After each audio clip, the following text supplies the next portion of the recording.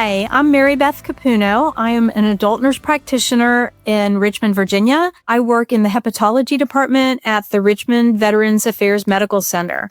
And today, we're going to discuss when to survey your patients for hepatocellular cancer. There's a lot of thought out there that you don't need to evaluate patients until they have cirrhosis. In fact, the AASLD guidelines do not recommend screening until your patient has cirrhosis.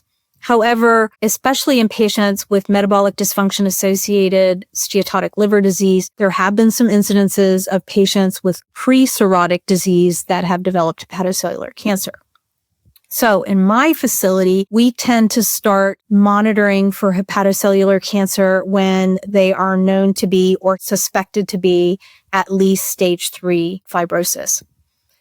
So the best way to survey for hepatocellular cancer is to do an ultrasound every 6 months. And the time frame is due to the doubling time of lesions or tumors. It's a fairly fast-growing cancer, but it's treatable if you can catch it quickly. There's also some data that shows if you check the alpha-fetoprotein along with ultrasound, it increases your sensitivity and specificity. The hardest thing about getting your patients to maintain these schedules is the frequency and the ability to get the testing done and the convenience. A lot of times we will schedule their ultrasound the same day as their clinic follow-up just to help prevent them from having to go to multiple appointments. Next thing that you need to be concerned about is what do you do if your patient has a lesion?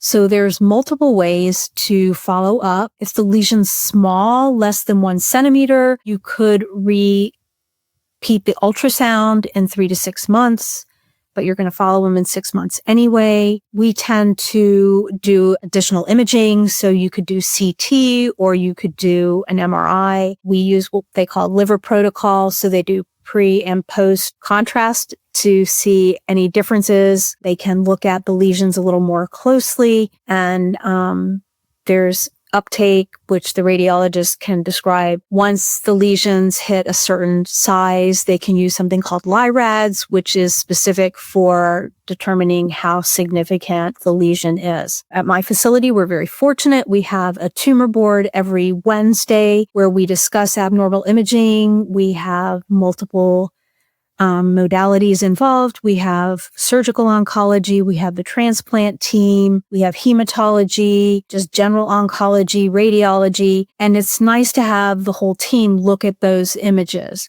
So as an advanced practice provider, what do you want to do? You want to first identify that your patient has an abnormality. And then you just want to follow the protocols of your practice or your facility where you're located. You want to do additional imaging based on the patient, certain ethnicities. African Americans, Hispanics are more likely to progress to hepatocellular cancer. Diabetics are at a little bit higher risk. So you want to make sure that you're getting frequent and regular interval imaging on these individuals. So just some general knowledge, hepatocellular cancer is important because it is the 6th most common cancer worldwide, and it is the 3rd leading cause of cancer-related deaths as of 2020. Things that increase your patient's risk: alcohol use, tobacco use can increase it 20 to 86%. Being obese can increase it by 1.5 to 4.5 times. And having metabolic factors such as diabetes can double their risk of developing hepatocellular cancer, even if they are not obese. So you want to make sure you're treating any underlying issues to prevent progression to hepatocellular cancer. And you want to make sure they're vaccinated for viral diseases such as hepatitis B. If they have hepatitis C, you want to treat it to prevent any additional inflammatory events in the liver that could lead to fibrosis. Anything you can do to decrease the risk of advanced fibrosis, making sure metabolic conditions are controlled, will help to prevent that progression to stage 3 and stage 4 fibrosis, which increases their risk of developing hepatocellular cancer. So hopefully this provided you with a little bit of information of how you should screen your patients and how often you should screen your patients. I'd like to thank you for your time and hope to see you all on the portal again.